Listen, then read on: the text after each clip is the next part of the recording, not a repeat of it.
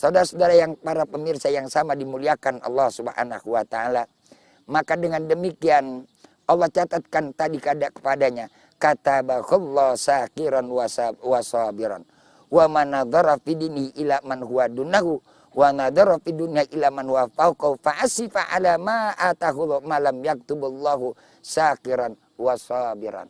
Sebaliknya ketika manusia melihat urusan dunianya, ia memandang ke atas sehingga ia meninggalkan apa yang Allah berikan. Tidak pernah mensyukuri apa yang Allah kasih karena ia melihat ke atas. Akibatnya apa? Allah tidak memberikan pangkat kepadanya orang yang bersyukur. Jadi kalau kita mau bersyukur adalah yang pertama adalah kita menerima apa yang Allah berikan dan kita lihat ke bawah daripada orang-orang yang rendah di bawah kita. Kalau ingin menjadi orang yang sabar, bagaimana caranya? Yang pertama adalah dalam urusan agama kita, pengabdian kita kepada Allah, kita harus melihat orang yang di atas kita. Dengan demikian, Allah akan catat kepada kita ini derajat yang paling tinggi, syakiran wasabiran. Orang yang bersyukur dan orang yang bersabar. Ingat orang yang bersabar kepada Allah, innama yuwaffas sabiruna ajruhum bighairi hisab. Orang yang sabar kepada Allah, Allah akan lipat gandakan pahalanya, Allah akan berikan bighairi hisab, tanpa balasan, tanpa hitungannya. Setiap jengkal langkah pengabdian ibadah kita kepada Allah, Allah akan curkan terus pahala dan Allah akan limpahkan kebaikan kepada kita. Kalau sudah akhirat dapat janji baik, janji Allah bukan janji manusia. Yang hari ini ia berkata, besok pasti ia berkhianat. Innaka la tukhliful mi'ad. Allah tidak pernah ingkar dengan janjinya. Kalau sudah di akhirat dia akan mendapatkan derajat yang tinggi dan mulia, maka dengan sendirinya di dunia pun dia akan mendapatkan kebahagiaan. Terwujudlah dari doanya, Rabbana atina fid dunya hasanah wa fil akhirati hasanah wa qina adzabannar. Jadi dunia tidak akan menjadi murka. Dunia itu tidak akan membuat manusia celaka. Kalau manusia memandang dunia itu adalah kepada orang yang lebih rendah daripada apa yang Allah berikan urusan dunia kepadanya. Hidup dunia akan menjadi baik kalau kita memandang urusan pengabdian ibadah kita, keyakinan agama kita kepada orang yang di atas. Ini yang membuat manusia stabil dan ini yang membuat manusia bahagia dan ini yang membuat manusia tenang. Justru ketika kita memandang urusan dunia kita ke atas, manusia dipacu dalam dirinya. Untuk apa? Mengejar dan mengejar. Mencari dan mencari.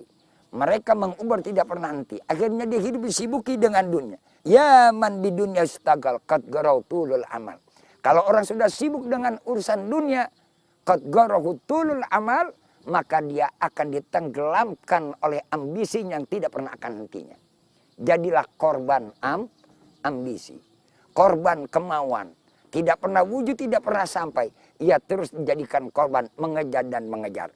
Padahal, apa yang Allah berikan hari ini, itu adalah sesuai dengan kemampuan dan kadar yang kita terima hari ini. Tapi dorongan nafsu manusia yang begitu hebat. Dorongan kita yang begitu ingin berlebihan. Sehingga kita dipacu terus, tidak mengenal batas. Sehingga pada akhir gilirannya, kita sudah lelah, capek dulu di alam dunia. Sudah lelah capek di alam dunia mengejar tidak pernah henti-hentinya. Kita jadi korban yang namanya harta, korban jabatan, korban kedudukan. Di saat itulah akan dihancurkan derajat kita di hadapan Allah Subhanahu wa taala. Hanya dengan taufik dan hidayah kita minta kepada Allah. Karena itu di dalam sholat, apa sih yang kita minta? Ihdinas siratal mustaqim. Tunjukilah kami ya Allah jalan yang lurus. Jangan terjebak dengan indah dan mewahnya glamor dunia. Dan jangan terjebak dengan bisikan kemauan tentang yang namanya keindahan kemewahan dunia yang tidak pernah akan hentinya. Itu yang menyebabkan manusia bisa tersesat. Manusia bisa mendapatkan murka. Begitulah akhir daripada surat Al-Baqarah Allah sebutkan. Ghairil maghdubi alaihim waladhdallin. Dia menjadi murka di hadapan Allah karena ia tidak pernah mensyukuri apa yang Allah berikan. Dan ia menjadi sesat di jalan Allah. Kenapa? Karena ia mengejar sesuatu yang tidak pernah akan ada hentinya dan tidak pernah akan ada selesainya. Mudah-mudahan Allah berikan kepada kita hidayah dan inayahnya. Allah jadikan kita semuanya hamba-hamba yang soleh. yang selalu berada di dalam lindungan rahmat dan hidayahnya. Dan semoga Allah kuatkan iman dan Islam kita hingga akhir hayat kita. Usikum wa nafsi bitaqwallah faqad fazal muttaqun. Assalamualaikum warahmatullahi wabarakatuh.